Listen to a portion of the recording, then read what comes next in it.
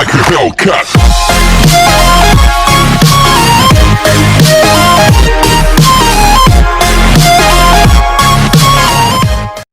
मित्रांनो, मागील लेक्चरमध्ये आपण रेसिप्रोकेटिंग पंप याबद्दल माहिती पाहिली होती. Types of reciprocating pump, construction of reciprocating pump व त्याचे पार्ट्स. या भागात आपण रेसिप्रोकेटिंग पंप व सेंट्रिफ्युगल पंप याचे कंपॅरिझन करणार आहोत. तर चला सुरू करूया. रेसिप्रोकेटिंग पंप व सेंट्रिफ्युगल पंप याची डायग्राम तुम्ही पाहिलेलीच आहे. तर चला आपण यातील डिफरन्स बघू. फर्स्ट डिफरन्स आहे सेंट्रिफ्युगल पंपमधील simple in construction because of less number of parts. मित्रांनो, सेंट्रिफ्युगल पंपमध्ये suction pipe, foot valve, impeller, casing, delivery हे पार्ट्स असतात. हे पार्ट बसवण्यास अत्यंत सोपी असतात, म्हणून याचं कन्स्ट्रक्शन सिंपल असे म्हटले आहे.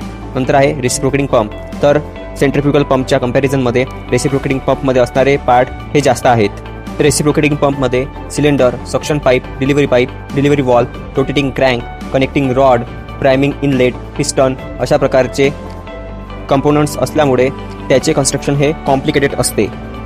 नेक्स्ट आहे total weight of pump is less for given discharge and for reciprocating pump total weight of pump is more for given discharge.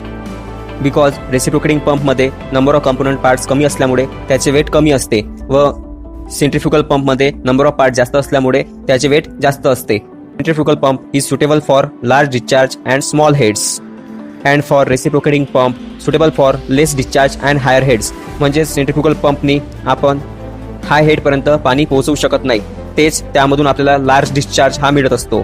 तेच आपण रेसिप्रोकेटिंग पंपमध्ये लेस डिस्चार्जमध्ये हायर हेडपर्यंत पाणी पोहोचवण्याचे काम करतो. Centrifugal pump require less floor area and simple foundation and reciprocating pump require more floor area and comparatively heavy foundation. कारण आपल्या घरगुती यूजमध्ये आपण सेंट्रिफ्युगल पंप यूज करतो, तर सेंट्रिफ्युगल पंपचा जो एरिया असतो तो कमी असतो रेसिप्रोकेटिंग पंपपेक्षा, आणि रेसिप्रोकेटिंग पंपमध्ये लार्ज असेंब्ली असल्यामुळे त्याचा एरिया जास्त असतो. सेंट्रिफ्युगल पंपमध्ये रोटेटिंग एलिमेंट असल्यामुळे त्यातील लेस विअर अँड टिअर होऊ शकते, पण रेसिप्रोकेटिंग पंपमध्ये हाच एलिमेंट हा रेसिप्रोकेटिंग असतो, म्हणजेच फॉरवर्ड आणि बॅकवर्ड जात असतो, त्यामुळे त्याच्यामध्ये जास्त विअर अँड टिअर होण्याची शक्यता असते. नेक्स्ट आहे सेंट्रिफ्युगल पंपमध्ये बॅलन्सिंग ही प्रॉपर असते आणि रेसिप्रोकेटिंग पंपमध्ये बॅलन्सिंग ही इनप्रॉपर असते. कारण रेसिप्रोकेटिंग पंपमध्ये रेसिप्रोकेटिंग एलिमेंट असल्यामुळे त्यामध्ये व्हायब्रेशन हे जास्त प्रमाणात होत असते. सेंट्रिफ्युगल पंपची मेंटेनन्स कॉस्ट ही कमी असते व रेसिप्रोकेटिंग पंपची मेंटेनन्स कॉस्ट ही जास्त असते. कारण आहे त्यामधील असणारे कंपोनंट्स. या कंपोनंट्समध्ये वारंवार विअर अँड टिअर होत असल्यामुळे त्याचे मेंटेनन्स करणे जरुरी असते. सेंट्रिफ्युगल पंपमध्ये सक्शन अँड डिलिव्हरी वॉल्व हे नेसेसरी नसतात, तेच रेसिप्रोकेटिंग पंपमध्ये सक्शन आणि डिलिव्हरी वॉल्व हे नेसेसरी असतात. कारण डिलिव्हरी वॉल्व तुम्ही पाहिलेला आहे, डिलिव्हरी वॉल्व हा वन वे वॉल्वचं काम करतो. रेसिप्रोकेटिंग पंपच्या सिलेंडरमध्ये असलेले पाणी सक्शन पाईपद्वारे पुन्हा खालच्या डायरेक्शनने जाऊ शकते, त्यासाठी तिथे आपण सक्शन वॉल्व हा बसवलेला असतो.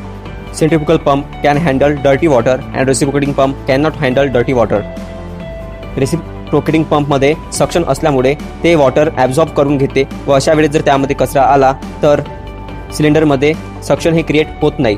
त्यामुळे सेंट्रिफ्युगल पंप हा डर्टी वॉटर हँडल करू शकतो, पण रेसिप्रोकेटिंग पंप हा डर्टी वॉटर हँडल करू शकत नाही.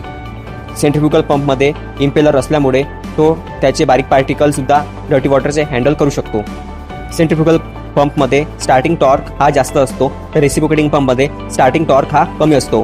टॉर्क म्हणजे सेंट्रिफ्युगल पंपला रोटेशनमध्ये फिरवणारा फोर्स असतो, तर हा फोर्स सेंट्रिफ्युगल फोर्स पंपमध्ये जास्त असतो, तेच रेसिप्रोकेटिंग पंपमध्ये हा फोर्स कमी असतो.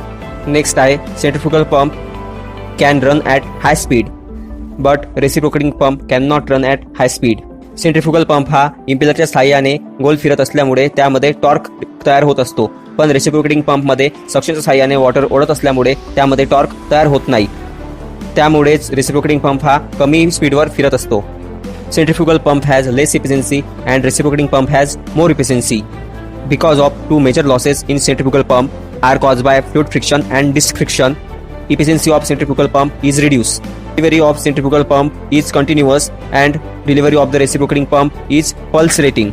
सेंट्रिफ्युगल पंपमध्ये इम्पेलर असल्यामुळे पाणी कंटिन्युअसली फ्लो होते, तेच रेसिप्रोकेटिंग पंपमध्ये सक्शनमुळे वॉटर आउटर डेड सेंटरकडे असल्यावर सक्शन व इनर डेड सेंटरकडे असल्यावर डिलिव्हरी पाईपमधून फ्लो होत असते. त्यामुळे यातील फ्लो हा पल्सेटिंग असतो, म्हणजेच हा फ्लो थांबू जात असतो. In centrifugal pump, air vessel are not required, and in reciprocating pump, air vessel are required. Because of air vessel, uniform discharge can be occur. And you know reciprocating pump is pulsating pump. That's why it require air vessel for continuous flow. Operation of centrifugal pump is quite simple.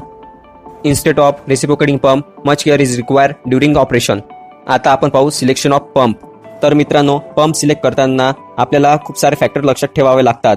म्हणजेच आपण जर pump घरगुती यूजसाठी जर तयार करत असेल तर आपल्याला जास्त हॉर्स पॉवरचा पंप लागत नाही.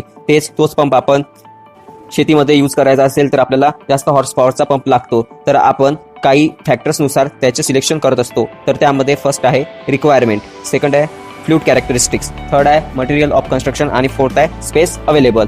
ठीक आहे, तर आपण हे डिटेल्समध्ये पाहू.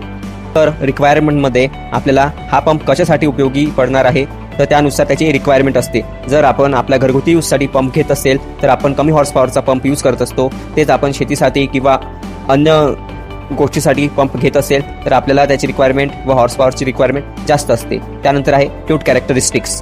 पंप सिलेक्ट करताना आपल्याला व्हेलॉसिटी, डेन्सिटी किती पाहिजे त्यानुसार आपण पंपचं सिलेक्शन करत असतो. जर आपल्याला हाय हेडवर पाणी पोहोचवण्याचे असेल तर त्यानुसार आपण पंपचं सिलेक्शन करतो किंवा आपल्याला हाय डिस्चार्ज पाहिजे असेल तर अशा वेळेस आपण पंपचं सिलेक्शन करत असतो. मटेरियल ऑफ कन्स्ट्रक्शननुसार आपण पंपचं सिलेक्शन करत असतो. त्यानंतर आहे स्पेस अवेलेबल.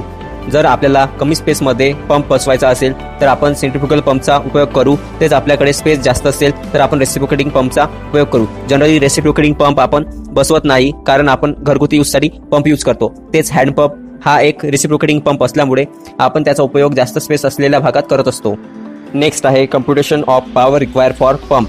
तर यामध्ये आपण पॉवर्स काही फॉर्म्युलाच्या साहाय्याने कॅल्क्युलेट करत असतो व त्याचा यूज आपण स्पेसिफिक पर्पजसाठी करत असतो. तर त्यात फर्स्ट आहे पॉवर आउटपुट रिक्वायर्ड.